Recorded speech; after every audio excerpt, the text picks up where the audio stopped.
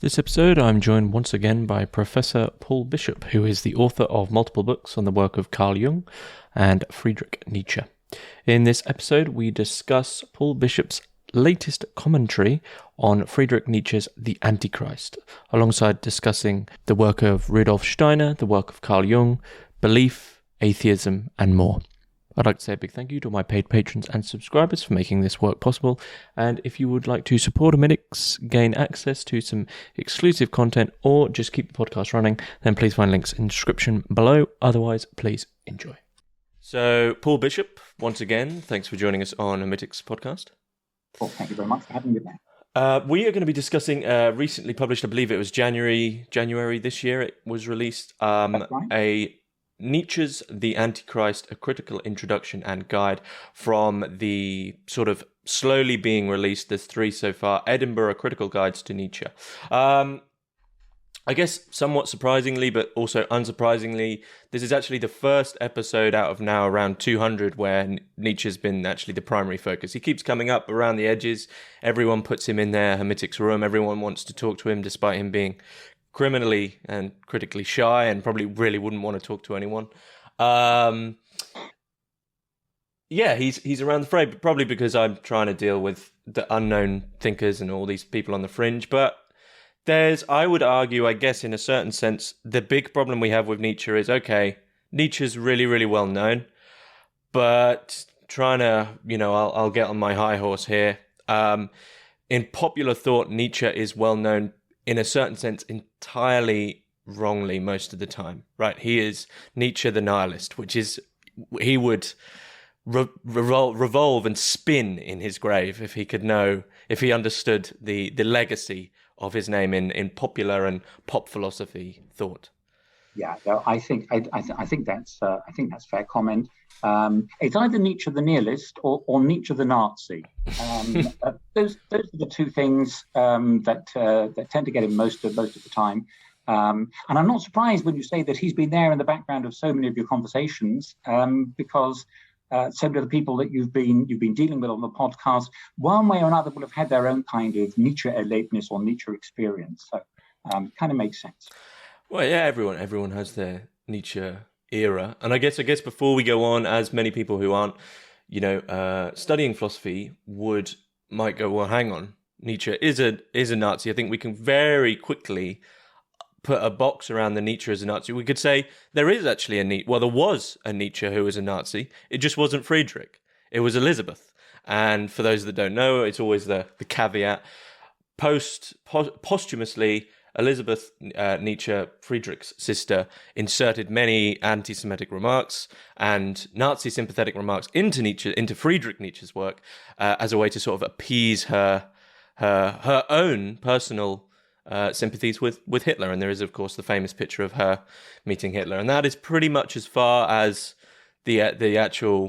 any history you need to know about Friedrich Nietzsche being a Nazi, which is completely untrue. He really disliked anti-Semitism. He was also friends with many Jews. So, and of course, anyone who's read his work would just completely understand. No. Yeah, no. Yeah, no, that's a fair comment. I think that's absolutely right. There is that incredible picture of Elisabeth Förster Nietzsche welcoming Hitler to the Weimar Nietzsche archives, and is he giving her a Wotanstock or the other way around? Anyway, so all of the kind of really dark Ur-Germanic stuff is going on there. But you're absolutely right. That's nothing to do with Nietzsche himself. He's long since dead and buried by then. Where I think the argument has not so much traction, but it's the thing that's put about by people like Georg Lukács and so on, is this question of Nietzsche's view of irrationalism or his view of reason and subsequently the way that is read as a kind of irrationalism. And also because of his discourse around genetics and race. Again, the argument goes, right, well, Friedrich himself didn't intend all this to happen with people wearing swastikas and marching up and down, but it somehow facilitated or whatever. That's a much harder argument, but I would want to say, if you understand this biological metaphor that Nietzsche's using, that's really what it is. It's a metaphor. And there are plenty of other problematic metaphors that Nietzsche and other thinkers have. So an attention to language, I think, is the way to solve those things. But you're absolutely right. The connection that's made there is mainly one for polemical reasons against what Nietzsche stands for. Yeah. Well, those ideas probably will come up again in a certain sense. However, we move into the Antichrist, and just Antichrist at certain points. And really, I mean, what can we say of Nietzsche's corpus? We could say, of course, thus spoke Zarathustra is in a certain sense, once again, I'll put on my elitist hat and say that it's sort of removed, right? It's almost like this canonized book. We go, oh, I've read the canon, but it's like, well, yeah, it's a great book, and it's poetic, it's literary, it's a fantastic book to just read. However, sort of taking it out of the context, there is this whole other thing of Nietzsche going on, and so I sort of thought about this, and I thought, what would have people sort of read? I mean, thus spoke Zarathustra, of course, maybe the Gay Science, maybe the Genealogy of Morals, as these very key canonical philosophical texts. However, as you make clear in this new commentary on the Antichrist is it's quite a slim volume, and it's overlooked. It's not forgotten, it's there in a Penguin edition, but it's overlooked. Why is this, Paul? Yeah, no, I think you're right. It's not without good reason that Zarathustra is seen as being the great book and centerpiece, because that's partly how Nietzsche himself, of course, wants to present it, and it's work which is still getting commentary, still being understood. I mean, it's an almost inexhaustible text in many respects. I just add on to that list of significant texts that people read by Nietzsche and so on is both the tragedy, because that's one of the ways which hooks Nietzsche into people coming from maybe the more literary things. But I don't think you're going to find many classicists talking about both the tragedy today. You could give Mary Beard a go, see if she'll come on and talk about both the tragedy with you. That'd be a fascinating episode. So what is it about the Antichrist which leads it to be overlooked and so on? Well, partly I think there is, of course, the title itself. Antichrist. I'm not sure if you want to be seen walking around buying a copy of Waterstones, so best ordered on Amazon maybe. It's provocative, and Nietzsche's whole approach is provocative, and I think that's problematic for how he's often received and seen today. Because it's one of the late works, also I think is often seen from the perspective of Nietzsche's madness. That's perhaps another third stick that's used to beat him as well. And the idea is that these late texts, Ecce Homo, this autobiographical look back on his life, and the Antichrist is seen as, well, they're just products of madness. Again, I'd want to combat that. And I think if you see how subtly and carefully they're composed, it's a strange kind of madness, if that's the right term at all. I think also, of course, it tackles the taboo subject of religion, religious belief or non-belief. I think that it's hard to find a discursive space for that today. One notices that even people like Richard Dawkins, you don't hear so much from him. That's maybe a good thing, but it's difficult to talk about religion, and I think Nietzsche helps us understand why that is the case. I think also Antichrist, or what is the figure of Antichrist, which we'll come on to talk about no doubt, it assumes a knowledge about Christianity, which simply isn't there. And it's as a critique of religion and as a critique of Christianity, it's very oblique. I think for many people nowadays, because Nietzsche would have assumed at the end of the 19th century that people would have automatically known things about Christianity. Either Christianity in general or the tradition that he came from, Protestantism in particular. Simply not the case. So it's hard to find a point of entry. And finally, reflected in the title, but also in some of the expressions that he uses in it, the fact that Nietzsche has this strategy one could call argumentational offensiveness. He does go out of his way at times to provoke the reader, and that's not the style we're used to at the moment. I mean, Nietzsche's not politically correct. He's not woke, and that, I think, is then going to be difficult for people to read him today. But it's their loss, I think. Oh, absolutely. I'll draw in quite a few things we'll get to the figure of who the actual Antichrist is, because I mean that's actually quite an interesting question, obviously. But drawing in a few things you've said with regards to firstly Dawkins, and also bringing in this foundation of that, I sort of, I don't know if you'd agree with this. I almost have a problem with Nietzsche being subsumed under the atheist belt of thinkers, because the predominant strain of atheistic thought in the modern world and from the Enlightenment position was, right, we need to disprove God, right? We need to prove that he isn't real, right? So I almost see it as a horseshoe where you have people such as Voltaire, you have the Enlightenment thinkers, and their whole thing wasn't to do with belief. It was to do with, no, we don't care about belief. We care about the fact that this God you're talking about actually isn't real, and it was a very scientific way of disproving it. That sort of set route. Then you come through to Nietzsche at the top of this horseshoe. This is how I'm seeing it, and he accepts this, right? His whole point is we can't believe. It's not to do with whether or not God isn't real. It's to do with we cannot believe. We live in a world where we cannot believe. And the problem with Dawkins, the New Atheist, I think, is anyone who's read that history, you go, hang on, you're going backwards. You've gone back to the Enlightenment phase. We've done that. Nietzsche's struggle was, well, how do we get beyond this?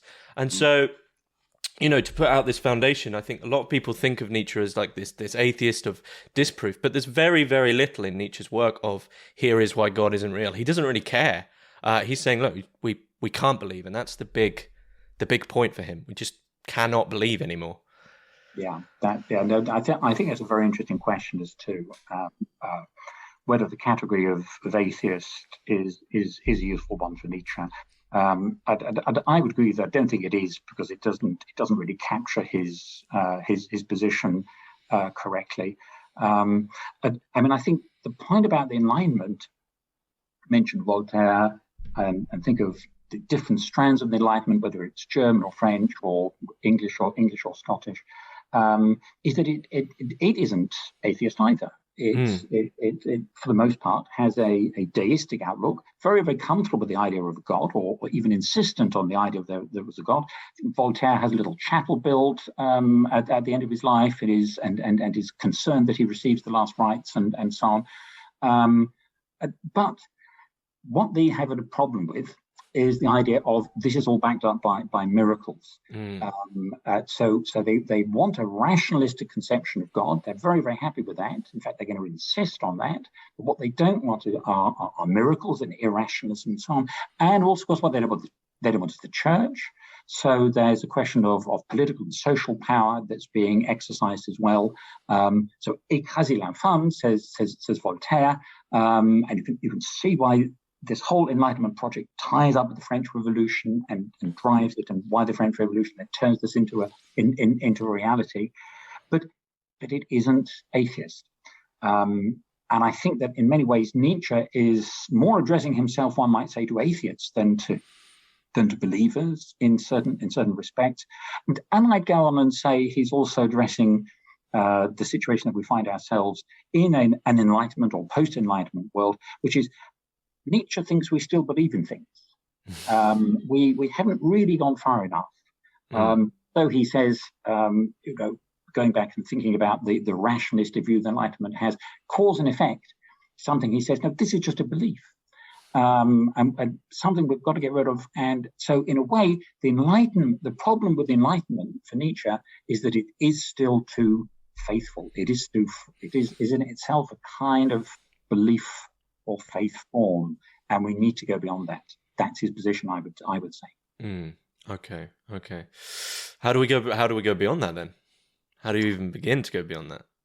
Well, that is why I think we come back to this question of nihilism. Is this dual approach that Nietzsche wants to offer of, on the one hand, destructing, destroying, deconstructing things, that negative nihilistic aspect of his thought, wanting to use the hammer of the philosophers and so on, wanting to be against things, Antichrist, wanting to be oppositional, in order to break through that into, and that's what Zarathustra is really the grand statement of, the possibility of something which is new and a non-religious, non-metaphysical form of transcendence. And the whole problem with that project, and the reason why you then have to cast it in the form of a quasi-biblical, quasi-lyrical epic like Zarathustra, is of course that from our current state, we can't say what that's going to look like. If we could, we'd already be there.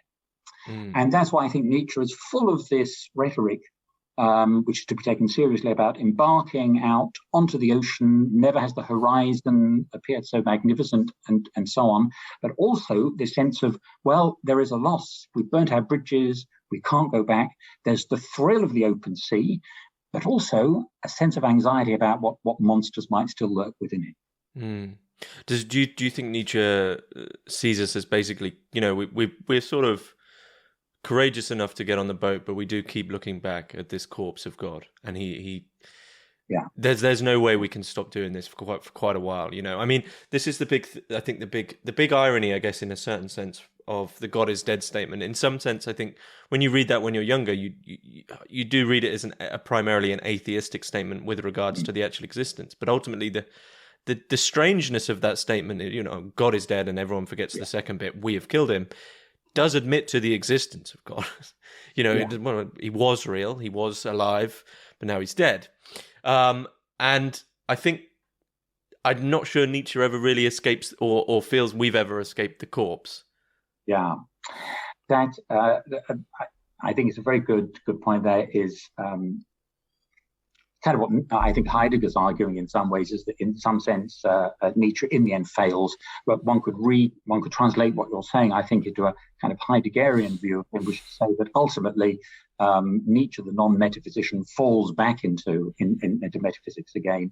One would want to say Nietzsche, the atheist, the Antichrist or anti-Christian, falls back into some kind of belief again. But I would see Nietzsche as himself being very much aware of that, which is why one of his very last statements in the very late work, Ecce Homo, is to ask the reader very directly, have I been understood? And then to provide the answer in this puzzling, provocative form, Dionysus against the crucified. And that so obviously keeps things within some kind of a theological discourse, and so obviously, so in a way that one overlooks it. So I think you're right that it's this question of the corpse of God is very, very uppermost in Nietzsche's mind, and I think it's there in that passage in the Gay Science 125 where it's first of all announced that the madman isn't so much addressing believers, he's addressing the atheists. The madman comes in saying, I'm looking for God, I'm looking for God. As many of those who did not believe in God were standing around just then, he provoked much laughter. They say, has he got lost? Has he gone on a voyage? Is he hiding? And so on. And it's to them that the madman speaks. The madman jumped into their midst and pierced them with his eyes. So the entire message about God as dead, I think, is directed to the atheists, not of the believers. I mean, jumping back to something you said, Nietzsche as an anti-Christian, the strangeness once again, and of specifically the Antichrist, the text, he is anti-Christian, but he is an anti-Christ. So the text, the Antichrist, is actually not anti-Christ. I think that's an important point, and it's an ambiguity which is very naturally there, one might say, in the German. Der Antichrist very naturally means the anti-Christian as well as the Antichrist. So there's a kind of ambivalence that's built into that, and I think therefore, just kind of expanding on your question there, the term Antichrist, one, it's an anti-Christian position, and it's about Nietzsche's attack on the institutions of Christianity, on the organized religious aspect of Christianity. It's not so much anti-Christ as anti-St. Paul in ways that we probably want to go on and talk about. So there's some subtle play that's there. And finally, of course, it is invoking this what should one say, demonic apocalyptic kind of figure. the Antichrist, and that I think is Nietzsche very much playing with the reader, and a kind of mocking self stylization that we find occasionally in his letters when he says, "Oh, people are going to call me the Antichrist," and so on. So again, it's part of this. How shall one say? A kind of proto-postmodernist play with his identity, that when he says the Antichrist, it's really going to all be about Nietzsche, and that fits. I think that there is an aspect to all of that in Nietzsche's writings, but that is because, as he told Lou von Salome, he thinks that all philosophy is really a kind of a biography or a kind of autobiography. And I mean, it's often said in relation to this that, if Nietzsche was alive today, I mean, in the relation to the fact, or with regard to the fact that he took on Christianity as the institution, I think it's difficult for us from our position now to see or to understand the absolute sort of hegemonic power as an institution Christianity had in Nietzsche's day, right? It was the thing. It was from a Nietzschean standpoint, I guess, in a certain sense, you could say that, it was the mass opium of everyone, right? And that was how he would see it. And so it's often said that if he was alive today, though I daren't say what he might take on as our opium, but it's often said today, that he might be taking on something such as democracy, these absolutely unquestioned supports that we fall back on as a collective mass of people. Do you think there's any truth to that, or do you think he might still be brandishing his sword against Christianity today? No, I think you're quite right that his targets may shift slightly. I think he'd still have a go at the church. I think he'd be probably even more bracing about Islam, although he has some quite positive things to say about Islam in places. I think he would have a go at other subjects which are already there in his writings as targets, and make his reception a little bit problematic. Certainly democracy. I think he'd want to take on, and I think he'd want to take on, and you can see it there in the Antichrist as well, a belief which is nowadays for us in the West fundamental and unquestioned in that sense that you talked about it, which is the idea of equality. I think Nietzsche really gets worked up about equality, which he thinks has been brought to us by Christianity. He thinks there's this big mistake of making everybody equal, and thereby, in his view, leveling down. It has been one of the great side effects of Christianity. That's one of the reasons why he wants to oppose it as well. And I think you're right to talk about the hegemonic power of the church in the West and in Europe, and in particular in Germany, as part of the system, we should say, the institutions of philosophy. One thinks of somewhere like the Tübinger Stift as being a place for training Protestant priests, and it's out from the Tübinger Stift that you get thinkers like Schelling and Hegel, who become immensely influential. Hegel is one of the more kind of hidden targets, I think, that's present in Nietzsche's thinking as well. And that's because Hegel is an attempt to rework Christian ideas through in a post-Kantian metaphysics. Nietzsche hates that as well, of course. So he's got lots of targets, and he's going in there flailing in all directions, I think. Do you think he this bringing about of equality, do you think he sees that coming primarily from Christ, as in the actual figure of Jesus Christ, or do you think he sees that as a Pauline insurgent? Because in terms of Nietzsche's work, I don't think I've ever seen a philosopher hate anyone more than Nietzsche hates St. Paul. Yeah, shrewd question.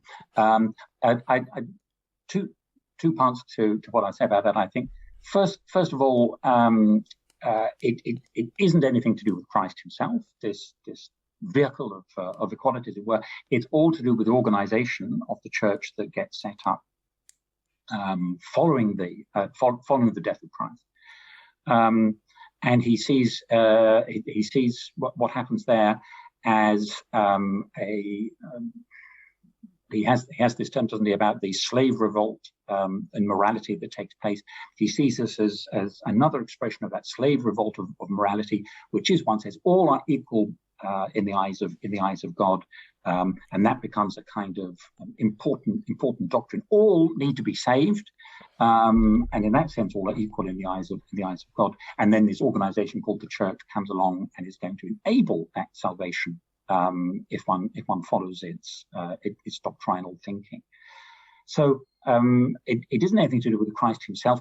And in the Antichrist, he has relatively little to say about Christ. What he does have to say is positive, and that brings me on to the second point, which is the real target is St. Paul.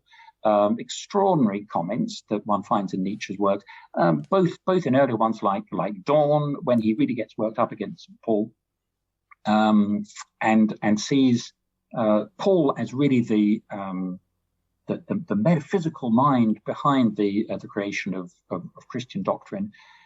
On Nietzsche's account, Christ is an entirely non-doctrinal kind of figure, non-doctrinaire, shall we say. It's about a practice. It's about a way of life. It's about a worldview, a way of being in the moment, and all of that, he thinks, is completely different from what St. Paul brings to the theological table, which is all about revenge. It is about resentment. It's about manufacturing sins, which then the powerful priests are going to take away from us, and so on. And it's a bit surprising in a way, because in a way it's a kind of cartoon figure that he creates as St. Paul. It seems to be that one of the things that 20th century theology did was to prove, as if it hadn't already been in the works of Luther and other theologians, just how subtle, how complex, how significant, yes, but how rich a thinker Paul is. You don't find any of that from Nietzsche. There's no kind of anticipation of Karl Barth or anybody else in the way that Nietzsche sets about it. And I think that what he's doing is really using the figure of Paul as a kind of, well, straw man's maybe kind of little polemical way of putting it, but he's using him as a personnage conceptuel. He's saying what's happened through this institutional Paul, let's put it like that, this institutional figure of Paul that's come down through the ages, through the teaching of the Church, is something which is, in his view, completely opposed to what it is that Christ stood for. Mm. So does he see Christ almost in the I need to get these right, the Dionysian spirit of someone who's developed their own sort of a very vital system of love, of spirit, of something very personable. And it's almost that difference between, this comes up in the work of René Girard, but the difference between a disciple and a follower. So a disciple is someone who sort of understands at an essence level what the teaching is, and then they can go off and they can develop their own thing. Whereas a follower for Girard is very dangerous, because they're just a mimic, and in that sense they tend to constrain, and they say, well, it's almost like saying we have to love, and it's like, well, that's not how love works. yeah. I think that and I'm trying to think about whether one of the things that's interesting about the figure of Christ in the book The Antichrist is that it really escapes categorization in terms of the Dionysian and the Apollonian. In many ways, I think Nietzsche's wanting to say that it escapes any kind of characterization at all, because it is about a mode of being. It's about a mode of being which is authentic, the kind of being which I think in many ways Nietzsche encourages us in his non-disciple-like conception of what it means to be a follower, that he'd want us as readers and thinkers in his tradition to be interested in. He talks about the idea of the kingdom of God, and says, well, look, this idea, it isn't to be read in any kind of a political sense. It's a non-political idea, and nor is it anything which is to be read in a dogmatic sense. It's about a purity of being in the moment. It's therefore about something which is essentially non-communicable. And in many ways, I think what Nietzsche sees as the problem with Christian theology is that it's trying to communicate what at the end of the day is incommunicable. And of course, there we have a problem, which is, well, if you've got something, if you've got an insight and you think it's important, how are you going to communicate it? one of the big themes in Zarathustra itself is Nietzsche thinks he's really clocked to what's been happening in the history of Western metaphysics. How does one get that across to people? It's there also in that parable 125 in the Gay Science, because this man is a madman and is treated as a madman and is laughed at. And there's this constant problem, I think Nietzsche is drawing his attention to. How do we talk about things that we don't want to talk about? How do we create a discursive space? I think that's what he's trying to do in his works through this provocative style. How do we get sufficiently clear space in order to talk about religion, to talk about belief, to talk about life, to talk about death? And I think his animus against St. Paul is because on the basis of St. Paul, one can set up wonderful theological systems, and the Christ that he wants to present us in the Antichrist is anti-systematic in the purest sense. Mm-hmm. Mm-hmm. Okay, which brings us to the figure of the Antichrist. Of course, the book is called The Antichrist. I mean, it's a pretty basic question, but who or what is the Antichrist? Well, I'm sure if you look on some YouTube sites, you'll find very interesting answers to it, and we'd be able to point to various contemporary figures. And it is, of course, in a way, a bit of a puzzle. It's a figure that's there on the periphery, I think, of the biblical texts as they've come down to us. We find it in the letters of St. John, so it's invoked as a figure which is opposed to Christian belief. I think you can see the idea of an anti-Christian figure is something which is very interesting to the Gnostic tradition, which, even if it has different terms for them, is going to pursue this idea of the implicit dualism that's built into the idea of Christ and Antichrist. It's seen, I think, in the first century of the Common Era as being a representation of the Roman Empire.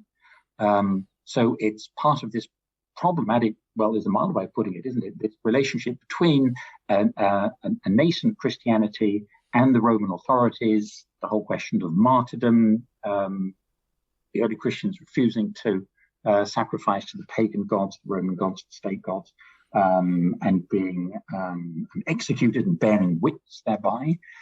Nietzsche has no time for any of the martyrs whatsoever. Thinks they're entirely unconvincing. As a counterfigure to Christ with Gnostic overtones, it's also one that is then picked up in the 19th century by biblical critics or biblical historians like Ernst Renan, by novelists like Merezhkovsky. So it's kind of in the air at the time as well. But I think it's something that Nietzsche also wants to give a positive meaning to. And if one has one's copy of Genealogy of Morals at hand in Book 2, Section 12, there's a great passage where he talks about what he wants to come. And he says, what he wants to come is the redeeming man or the redeeming individual of great love and contempt, the creative spirit whose compelling strength will not allow him to rest in any aloofness. He says, what he wants is to come is someone who is a bell stroke of noon and of the great decision that liberates the will again, restores its goal to the earth and his hope to humankind. This Antichrist and anti-nihilist, this victor over God and nothingness, he must come one day. So that's kind of Nietzsche's version, really, of the Annunciation. So it has both a Christian meaning and a very specific one in the context of the Nietzschean corpus as well. Mm. Doesn't the devil in Christian tradition call himself the liberator at one point? He came to liberate. I can't remember, but it's interesting. To be honest, I don't know. I mean, the devil is certainly the master of the world, the master of lies, and in that sense, I think is cognate with the figure of Antichrist as representing the Roman Empire. Mm. But I think the idea is that whereas the devil is a fallen angel, the Antichrist is a fallen man who might represent a fallen system. Mm. Mm. It's interesting. I mean, in the text that I've slowly been going through recently, the Meditations on the Tarot by Valentin Tomberg, and also reading some stuff about Rudolf Steiner, just to draw that in, because that's an area I really want to get to, because I was shocked, Paul, to find the name Rudolf Steiner not only in an academic book in 2022, but taken seriously.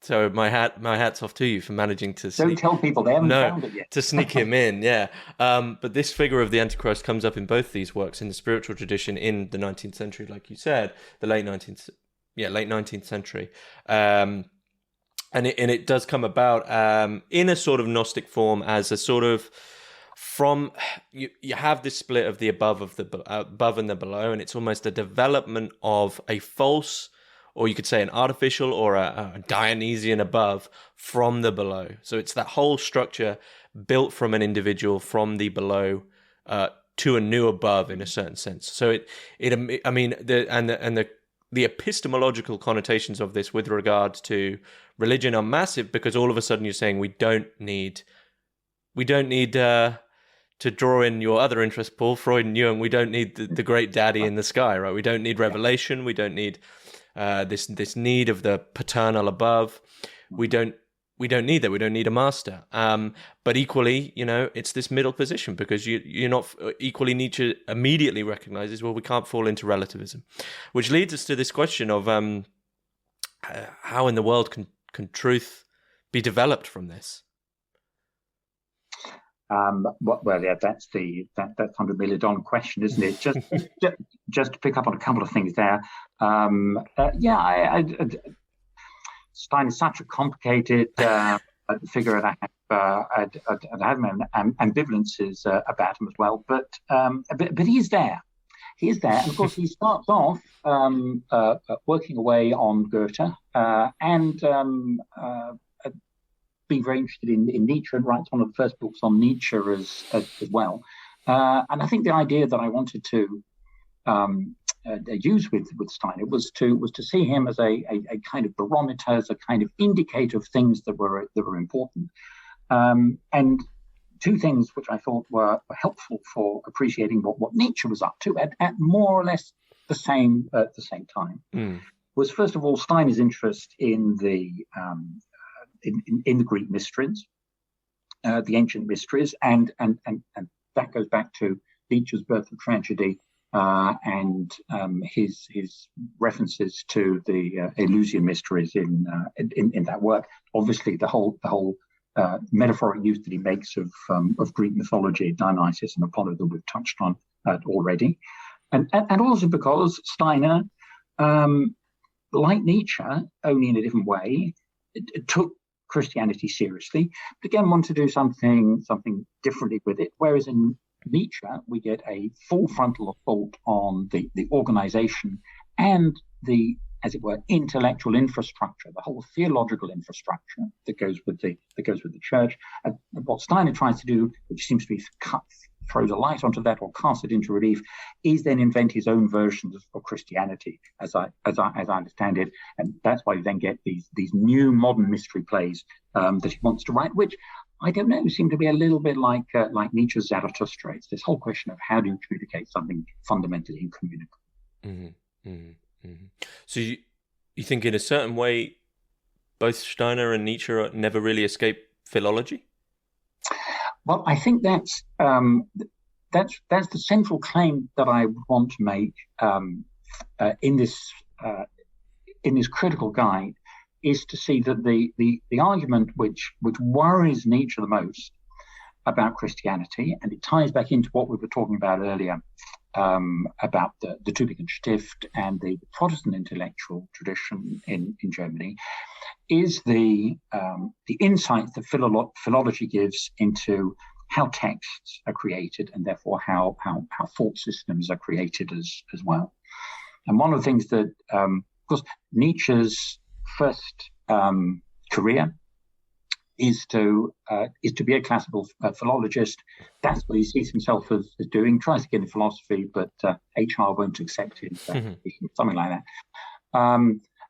But this stays with him because he takes it terribly seriously. And in a way, hard for us to imagine now is that his fundamental objection to Christianity is philological. So what does that mean?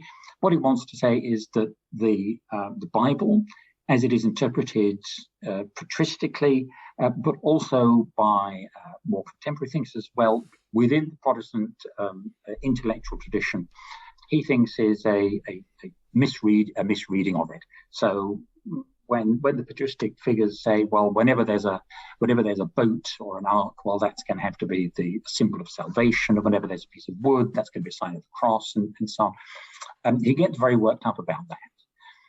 But he's also worked up, I think, about within the Bible itself, within the textual corpus, and I think this is an implied argument rather than one that he has to work out, is that what he realized from his own work as a philologist is, once you've understood how a text is created, that gives you a unique insight into it, and you realize that its ultimate point of reference is nothing really outside of itself, in a kind of proto-Derridian way, but it is an exercise in textuality.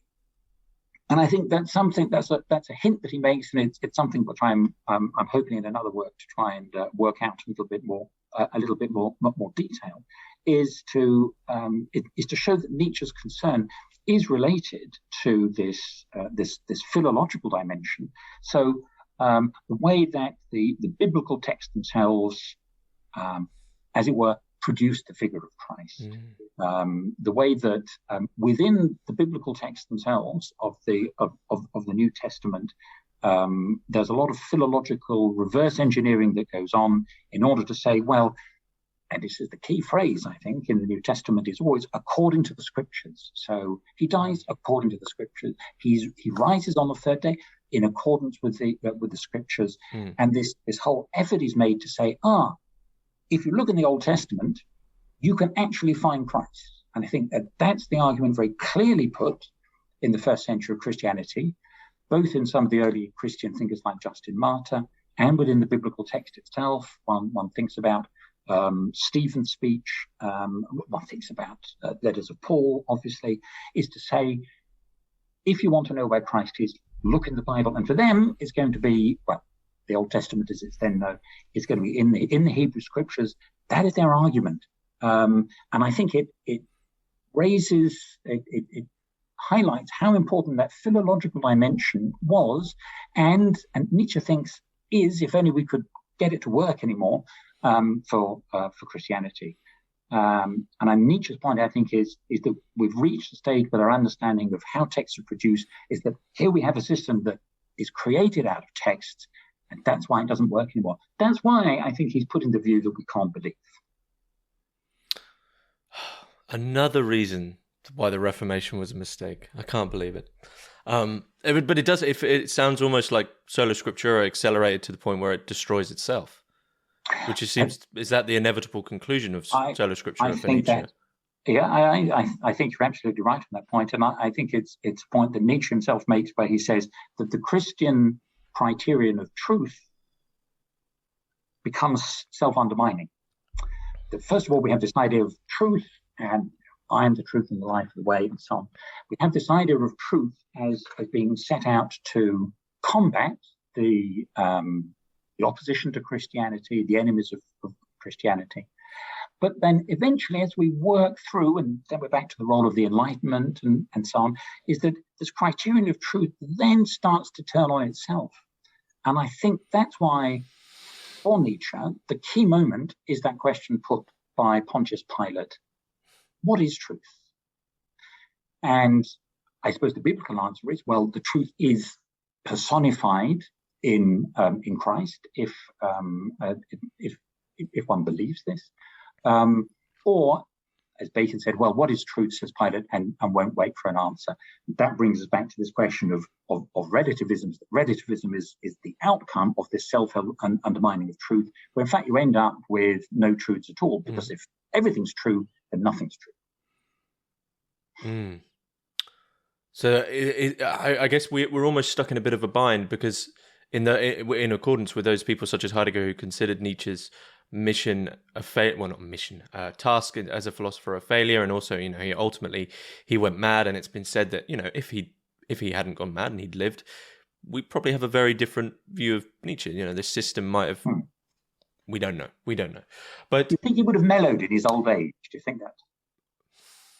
I'll say the controversial thing, and I think he might have even come back round to perhaps something more akin to orthodoxy or something like that.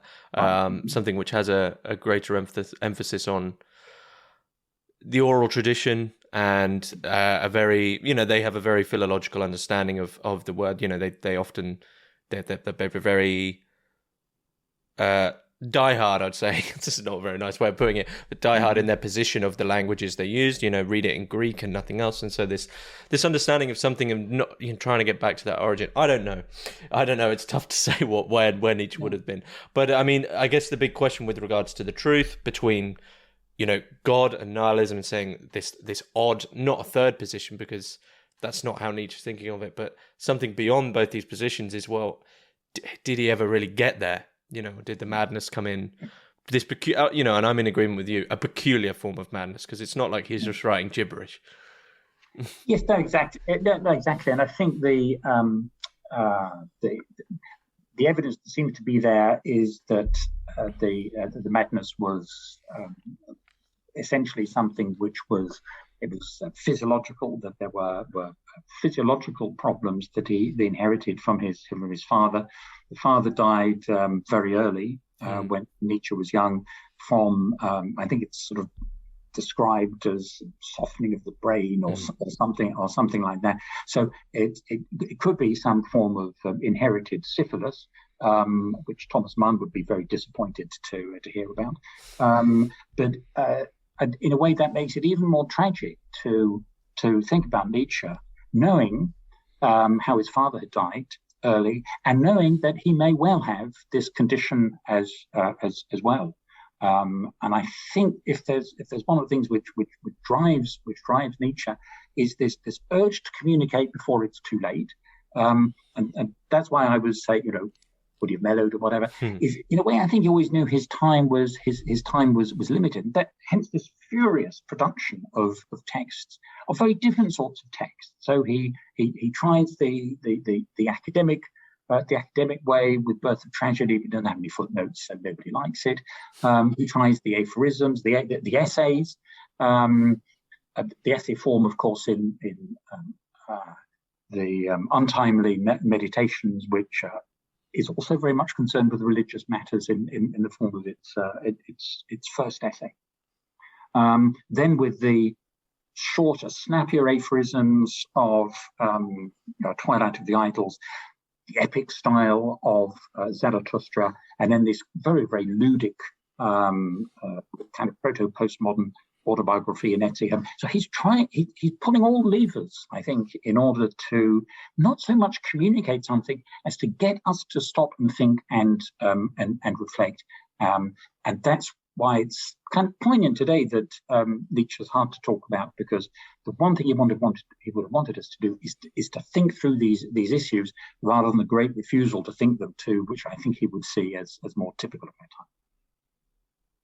Do you think the great refusal itself, as you call it, is equally part and parcel with the reasons we can no longer believe in Christianity? There's I'm trying to articulate what I mean by that, but a sort of just drawing a line and saying we don't need to delve into that because we already know, right? We already know our positions. There's no need to deal with that thing. It's just this elusive thing, but ultimately that's the only way we're going to go forward, is in some sense to I don't want to abide by the whole idea of progression, but jump into the murky waters, or the so-called murky waters. But as soon as you begin to draw these hard lines and say, well, we no longer do that, we no longer deal with these people, then you're sort of nowhere. You're in a very strange position of sort of not to sound too pretentious, but like hyper subjectivity, where you even begin to decide. You just believe it because you believe it. You decide what you believe off nothing, really. Well, I think that's right, and that's why we then have the two figures that you mentioned earlier on, Freud and Jung, as moving to the fore in the 20th century. Freud very much arguing against religion, inheriting that aspect of Nietzsche, which is which is anti-religious. So, as I think intimated for Freud, religion is essentially something which is a form of infantilism, and we've just got to grow up, man up, and deal with it, convert our neurosis into ordinary misery, and just get on with it. And that's one side of the psychoanalytic response and its relation to Nietzsche. And on the other hand, and Jung, who seems to me a lot more differentiated, and someone who maybe understands. I mean, there's this big thing in Memories, Dreams, Reflections, whether or not Jung wrote it, where Jung worries, he says, that I might be too much like Nietzsche. I wonder, well, what's this thing that he's worried about here, and so on. And the thing that he comes back to time again in his seminar, in Jung's seminar on Zarathustra, is he says, Nietzsche was the son of a pastor, and I know what that means. Well, he might know what it means, but I'm not sure I know. And one of the things I think which is behind it is Jung having witnessed his own father's collapse of religious faith. Again, what evidence have we got this to go on? But reading the way that it's described in Memories, Dreams, Reflections, and thinking about the great collapse in belief, which is happening in the 19th century, aside from whatever it is that Nietzsche is doing, is that he sees his father losing his faith, and yet keeping on going. So going to these very sort of boring liturgies, and Jung thinks about his own first communion, and he's kind of, what is that it? There was nothing there. This huge sense of disappointment that he has, and yet at the same time we don't find in Jung, very obviously so, this realization with, oh well, that's dead. We can sort of parcel that off and move on with our technocratic lives. He says, no, there's that. You talk about Nietzsche being worried by the corpse of God. Well, I certainly think that Jung is, and that Jung then wants to put his effort into understanding how we come to terms with that loss, as well as the possibility that, in fact, that corpse might come alive again, that there might be, as he talks about in the Red Book, a rebirth of God, that the God is going to be saved. I mean, this is the kind of quasi-blasphemous language that he uses in the Red Book to talk about religion, is that it's not about God saving us, it's about us saving God. And in a way, that then looks forward to his Decret work, 1952, the answer to Job. And his is, for Jung, it's very much we're moving into very much an individualistic form of, could we say, inner worship. I mean, he talks about I think we spoke about this in our talks on the Red Book, on the Black Books, but the transition from gotta get the ages right here. Is it the age of Aquarius into the age of Aquarius? Oh yes, from Pisces. Pisces into Aquarius, yeah. We're starting to sound like two new ages now, but this is the move from institutional belief in God into a very individualistic form of God, and this was quite important for Jung. Yeah, well, that's right. Of course, he's using I would say him using these astrological symbols, not in a New Age way, but as part of this symbolic culture, with which he would identify Christianity as well. And Jung's point is, another way of rephrasing what Nietzsche talks about in The Death of God, is that what Jung wants to argue is that our symbolic culture, the symbolicity of Western life, thought, and imagination, which has sustained us for so many centuries, for millennia, is that is breaking or has broken. And I think that's why one finds with Jung this dual interest in the symbol. On the one hand, he talks about the symbol as being the mechanism, the bridge through which we create culture, and yet that sense that symbolism is now breaking down. And he would see that, I'm sure he would point to the way astrology ends up just being little comments in the metro. Something interesting is going to happen to you at work today. So that symbolic dimension becomes reduced to something so individual as to be meaningless. But I think he also sees it there with Christianity as well. In fact, there are some quite poignant passages I find in Jung where he wants to say, look, again, I'd like to believe, but that symbolic culture doesn't have its same appeal. So what are we going to do? And I think that's why, at the end of the day, he shares very much Nietzsche's analysis of the problem of religion, even though he looks as if he's an antipope. Mm-hmm. So, just jumping back to Nietzsche's project in relation to this question of what are we going to do? Do you think, especially specifically in relation to the Antichrist, do you think Nietzsche comes up with any tangible answer to what it is we are going to do, or do you think this is left for him? I think that it's all presented, and this goes back to the opening passage that one finds in the Antichrist, where he invokes this figure of the Hyperboreans. So this mythical race of giants who live up there in the north or beyond the north and so on.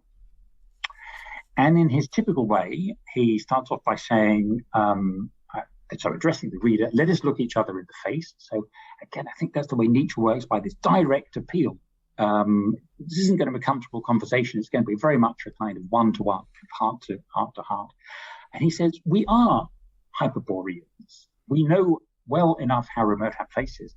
And what he's trying to do, I think, there is to hook into the reader, and the reader that's sympathetic to his project, and to say, well, they're beyond the north wind. They are about going beyond the current system that we have. But it's significant that he starts off in a book about anti-Christianity, within the various senses that he uses this word, by invoking these figures from, I think it's Herodotus's Histories. And what is essential about this mythical race is that they're beyond. One of the commentators on Nietzsche, Lawrence Stanford, I think, talks about the Hyperboreans as being a symbol of the inaccessible. And it seems to me that what Nietzsche does is always to open up possibilities. He never prescribes. And that comment, that passage, that first section ends where he says, we haven't yet found the way. What is the formula of our happiness? A yes, a no, a straight line, a goal. And I think we see this yes and no is this question about, well, what is going to be affirmed? What is going to be denied? What is going to be negated? The straight line. Okay, so how are we going to radically reorientate ourselves from the various distractions that we have in our lives and concentrate on what's important, and a goal. And I think that in an age where the whole language of goals and target settings and personal development reviews and so on has kind of robbed us that sense of what is so radically significant to the sense of having a goal, is again, it's shot through with images of going beyond, of transcending. And in that sense, revitalizing the Christian notion of transcendence. It seems to me that it's about saving transcendence rather than junking it, knowing that the current vehicles that we've had, or the vehicles that we've inherited from the past, no longer deliver that transcendence. And I can think of numerous examples for that. In a way, representatives of Christianity don't even seem to believe it themselves. I remember going, when I was in Strasbourg for a conference, going in and admiring the cathedral that Goethe loved so much in Strasbourg. And it's absolutely fabulous architecture, stained glass windows, beautifully atmospheric and so on. And in the silence and the smell of the incense and the candles burning and people walking around hushed and quiet, there suddenly ripped the sound of an electric guitar. And they were setting up Strasbourg Cathedral for a rock concert. I thought, these people don't believe you, because if you just wouldn't do that acoustically of a place, if you believe it. And there've been too many examples of kind of, setting up helter-skelters and circus things in that. And I think that goes back to this point of Nietzsche and Jung trying to say, well, look, belief really is something important and radical and not something that can be reduced in the way that it's become. It's a shame. It's almost like a stain. It's a stain of the profane on the sacred. But it's, I guess, you're staring the problem right in the face in that moment with the electric guitar. Of course, I mean, I don't want to do judge not lest ye be judged. But in relation to the fact that perhaps everyone else there could no longer understand why that this act is such a horrible thing to do. right? So you're almost, as Ernst Jung has said, he was a consciousness out of time.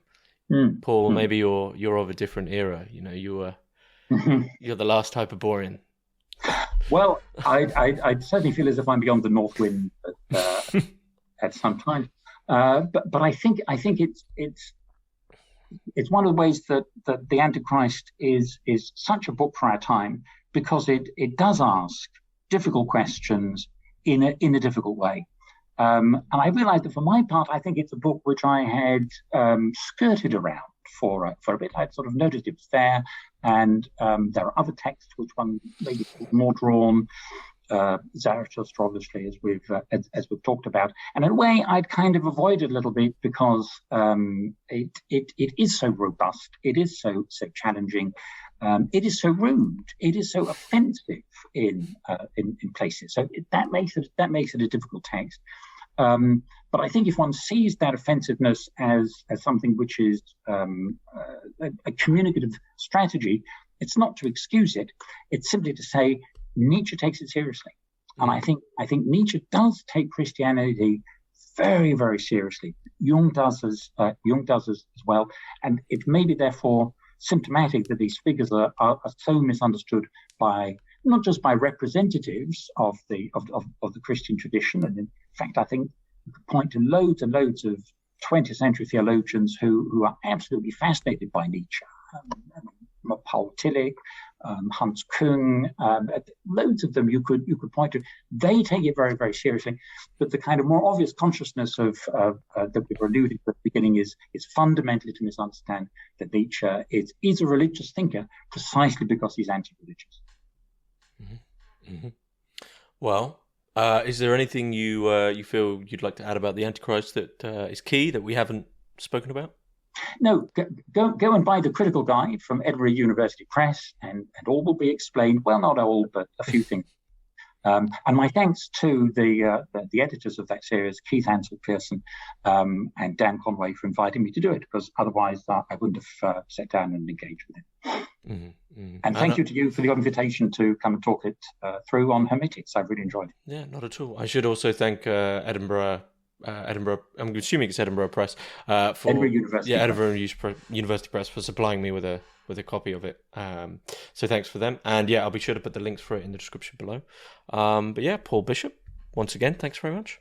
It's been a pleasure. Thank you.